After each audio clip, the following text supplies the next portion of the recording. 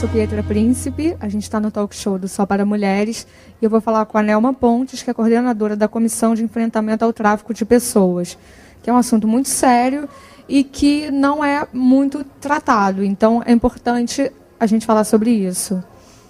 Nelma, a gente vai ter o Dia Internacional do Combate à Exploração Sexual e Tráfico de Mulheres e Crianças no dia 23 de setembro. Qual é o objetivo da comemoração desse dia? Quais são as ações que vocês fazem? Como é que é? Olha, a Comissão de Enfrentamento ao Tráfico de Pessoas da Secretaria de Políticas para Mulheres e Promoção da Igualdade Racial faz um trabalho já há mais de um ano de enfrentamento a esse crime, né, nas áreas de prevenção, atendimento às vítimas e também articulação com os organismos de repressão.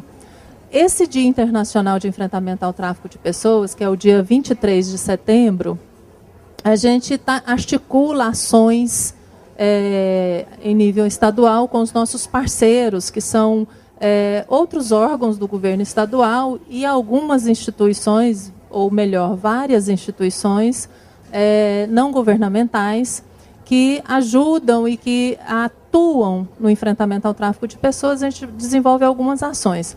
Para esse 23 de setembro próximo, como acontece no domingo, a gente pensou numa ação para o dia 24, onde a gente vai promover uma roda de conversa com algumas instituições, essas que eu mencionei, e instituições da Secretaria de Segurança Pública também. Alguns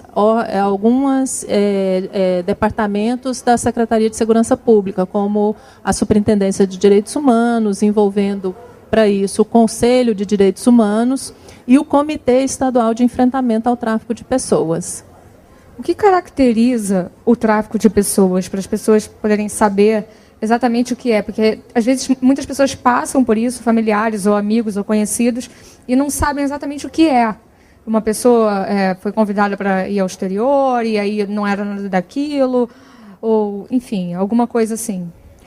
Olha, o tráfico de pessoas, ele é realmente difícil de você reunir todos os elementos que caracterizem esse tipo de crime, né?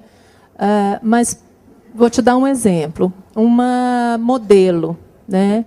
Ela pode ser aliciada por uma agência de modelos, né? E ela aceita a proposta de ir trabalhar, por exemplo, na Europa. Chegando lá, essa promessa, esse contrato, vamos dizer assim, não formal, né, não assinado, ele não se concretiza. A pessoa chega lá e não era nada daquilo. E a realidade é totalmente diferente. Nós temos casos recentes registrados de modelos que foram, inclusive, e que, chegando lá, elas foram obrigadas a trabalhar como acompanhantes. Quer dizer, obrigadas a se prostituir. Isso, obrigadas a se prostituir. Isso acontece com trabalhadores da construção civil, acontece com outras pessoas, também acontece com prostitutas que decidem migrar para realizar esse trabalho em outros países também. Então, ele acontece internamente também, aqui no Brasil, entre estados, pode acontecer entre cidades, né? Então, o que a pessoa tem que perceber e checar é a proposta, né? Essa proposta, esse convite, né? Estar atenta, né?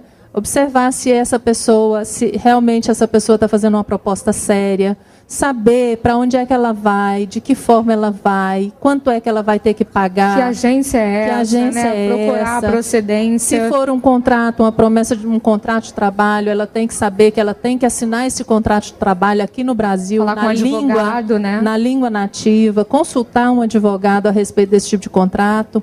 Esse tipo de ação também acontece muito com jogadores de futebol, né, que são vítimas, muitas vezes vítimas desse tipo de crime.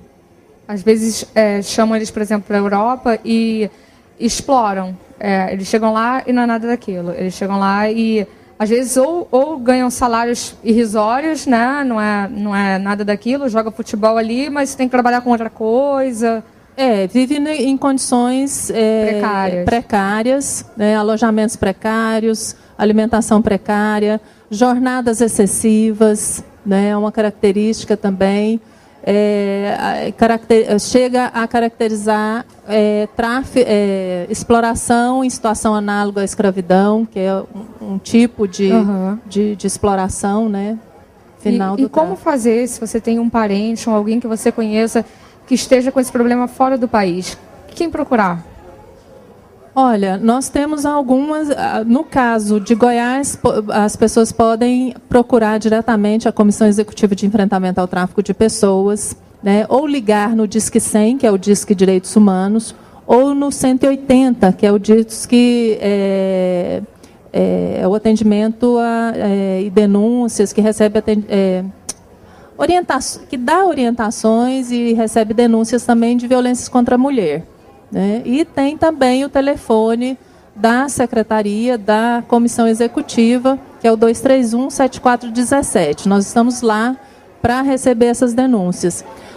Existe também no site do Ministério da Justiça um acesso onde você pode fazer denúncias. Sim, e você também pode denunciar pais que às vezes vendem os filhos, tráfico de órgãos. Com certeza, no Disque 100, Disque Direitos Humanos, com certeza. Tráfico de órgãos é um assunto que a gente sempre acha que não existe, né? Que é uma lenda urbana, enfim, é uma coisa que realmente acontece, né? Acontece. Infelizmente acontece, é um tipo de tráfico que é o mais difícil, inclusive, de ser detectado, de ser investigado pela polícia, porque as redes são muito bem organizadas para esse tipo de tráfico. E como se prevenir? Difícil, né? Difícil, porque as pessoas caem muito nessas armadilhas, porque eles estão em busca de melhores condições de vida. Pessoas humildes. Têm sonhos, querem melhorar de vida, melhorar de situação, conseguir comprar uma casa própria ou simplesmente melhorar de vida, ganhar melhores salários, e aí fica mais fácil aceitar esse tipo de proposta. Quanto mais baixo o nível cultural, mais fácil é da pessoa ser aliciada ou enganada, né?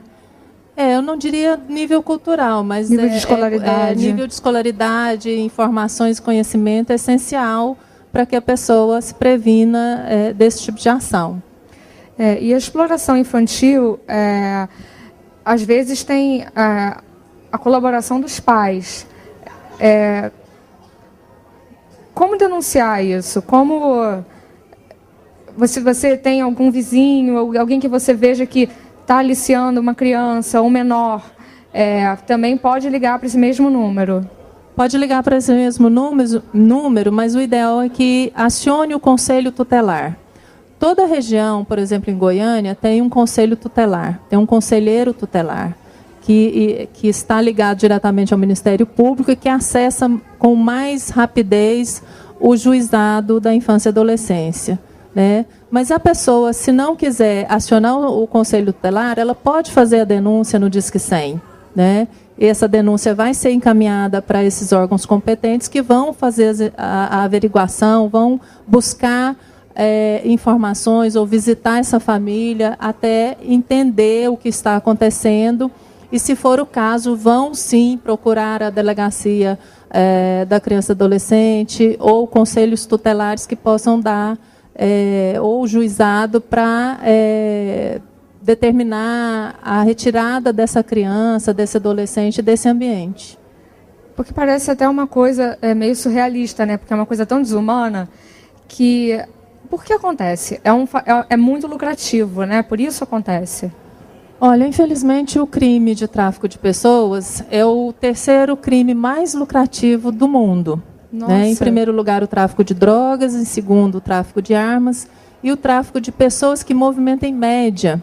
Isso é uma estimativa da UNODC, que é o escritório da ONU para Drogas e Crimes, que em média 32 milhões de dólares são movimentados por essas redes por ano. E a estimativa é que existam 2 milhões e 500 mil pessoas nessa situação de tráfico, sendo exploradas de uma forma ou de outra, ou na exploração sexual, ou a exploração do trabalho.